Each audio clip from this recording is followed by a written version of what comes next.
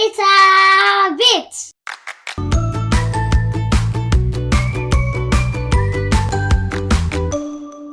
ዮዮ በትንሿ ጀልባ ሄደ።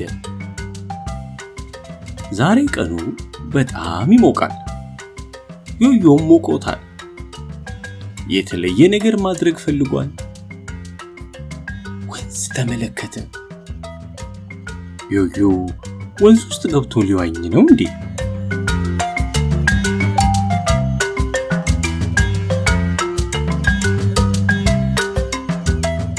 ዮዮ የቆሙ ትናንሽ ጀልባዎችን ተመለከተ። እነዚህ ትናንሽ ጀልባዎች ሰዎች ስፖርት ለመስራት፣ ለመዝናናት ይጠቀሙባቸዋል። ዮዮ እነዚህን ትንንሽ ጀልባዎች ለመንዳት ፈልጓል። ዮዮ በትንሿ ጀልባ ተቀመጠ። አረ ዮዮ ወደ ኋላ አይደለም እኮ የሚነዳው። አዎ ዮዮ ወደፊት ሂድ ጎበዝ። ሆሆ ዮዮ በወንዙ ላይ የቀዘፈ መሄዱን ወዶታል።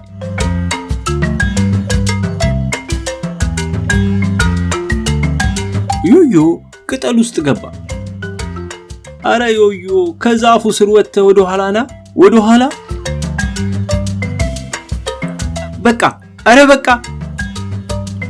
ዮዮ እንደገና ሳር ውስጥ ገባ። ዮዮ ትንሿን ጀልባ ወደ ቀኝ ወደ ግራ እያደረገ ወደፊት ወደ ኋላ እየወሰደ እንዴት መንዳት እንዳለበት ገና በደንብ አላወቀም። በርታ። አዎ ዮዮ በደንብ ጀልባዋን ማዞር ትችላለህ እንደሱ ጎበዝ።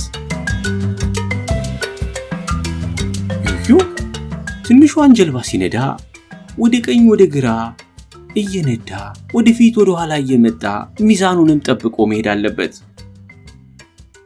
ዮዮ በግራና ቀኝ ያሉትን አረንጓዴ ዛፎች እየተመለከተ ተፈጥሮን እያደነቀ ጥሩ ቀን እያሳለፈ ነው። ዮዮ መቅዘፊያውን እያሽከረከረ እየሄደ ነው። ዮዮ እጁን በውሃ ውስጥ እየከተተ ውሃውን እየረጨ ነው። መጠንቀቅ ያስፈልጋል ልጆች።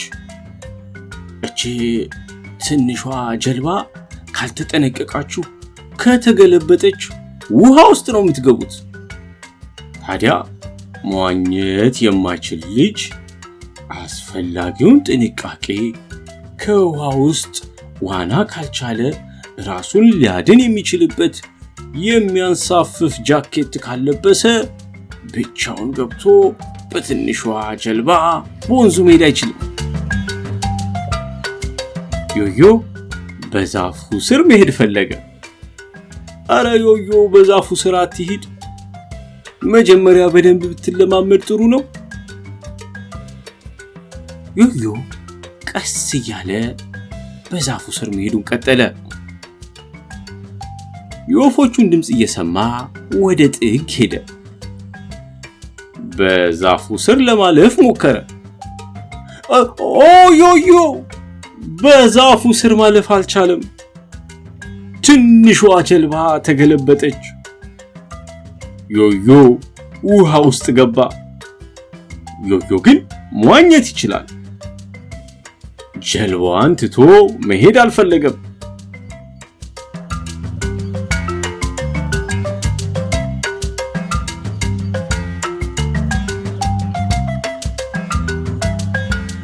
ዮዮ በውሃ ርሷል፣ ግን ጀልባዋን መጎተት ጀመረ። ዮዮ ተስፋ መቁረጥ አልፈለገም። ጎበዝ ዮዮ ተስፋ እንዳትቆርጥ፣ በርታ ዮዮ።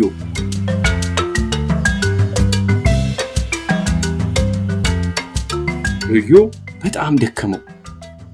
አሁን ትንሿን ጀልባ አስተካክሎ ለመሄድ ሲሞክር እንደገና ጀልባው ተገልብጦ ወንዝ ውስጥ ገባ። አለ ዮዮ በትንሿ ጀልባ ውስጥ የገባውን ውሃ በእጁ ማውጣት ጀመረ። አይሄ ዛሬ ዮዮ ብዙ ስራ በዛበት።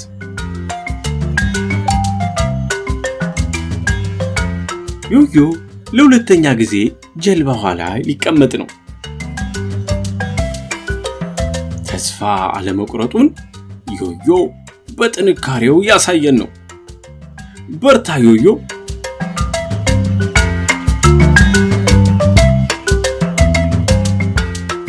ዮዮ ጀልባዋ ላይ ቁጭ አለ። አሁን አልወደቀም። ዮዮ ደስ አለው። ምንም እንኳን ልብሱ ቢበሰብስም ተስፋ ሳይቆርጥ ትንሿን ጀልባ አስተካክሎ መሄድ በመቻሉ ተደስቷል። ዮዮ ጉዞውን ቀጠለ። ዮዮ ውሃ ውስጥ በመግባቱ ቢቀዘቅዘውም ደስ ብሎታል። አሁን አይሞቀኝም አለ ዮዮ። ጎበዝ ዮዮ።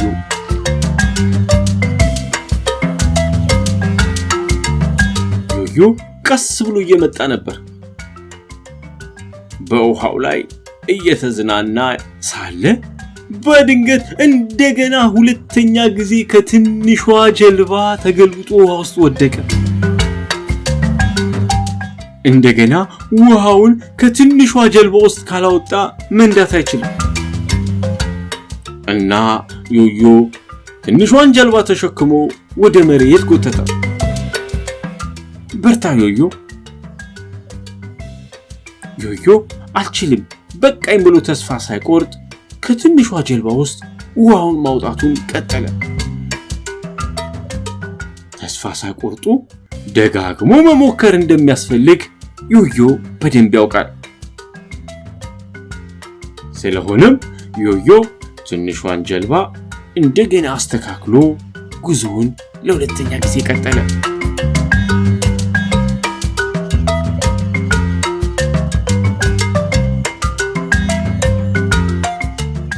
ዮዮ አሁን በደንብ ጀልባ እንዴት እንደሚነዳ አውቋል። ካሁን በኋላ አልወድቅም፣ እኔ ከውድቀቴ መማር እችላለሁ፣ ወድቄ አልቀረውም እያለ ዮዮ በውሃው እየተጫወተ ሳርና ቅጠሉን እየተመለከተ መቅዘፊያውን እያሽከረከረ በወንዙ ላይ ሄደ። ዮዮ በመሃል ላይ ስለደከመው ማቆም ፈለገ። ትንሽ እረፍት ሊያደርግ ነው። ዮዮ ትንሿን ጀልባ ቆማት። እናም ወረደ። ምን ሊያደርግ ነው ዮዮ? አሃ ዮዮ ትከሻውን እጁን ስላመመው ስለደከመው ስፖርት ሰርቶ ሰውነቱን አፍታቶ ጉዞውን ለመቀጠል አስቧል ማለት ነው። ስፖርት መስራት ለጤና ጥሩ እንደሆነ ዮዮ ያውቃል።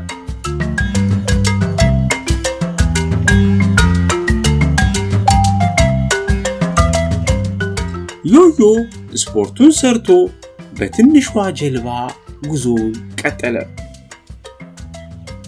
ዮዮ ምንም እንኳን ትንሿ ጀልባ ተገልብጣ ሁለት ጊዜ ውሃ ውስጥ ቢገባም ልብሱ ቢበሰብስም ትንሿን ጀልባ መንዳት በመቻሉ እጅግ ደስተኛ ሆኗል። ሌላ ጊዜ ተመልሼ መጥቼ በደንብ መለማመድ አለብኝ አለ ዮዮ።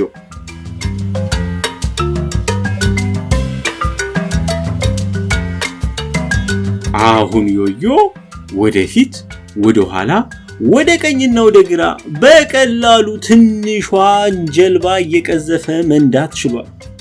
ዛሬ ዮዮ ትንሿን ጀልባ ነድቶ ውሃ ውስጥ ገብቶ ልብሱን አበስብሶ ተስፋ ሳይቆርጥ ታግሎ ትንሿ ጀልባን እንደገና አስተካክሎ እየነዳ የመጀመሪያውን ቀን ጥሩ አሳለፈ። በዚህም ዮዮ ደስተኛ ነው።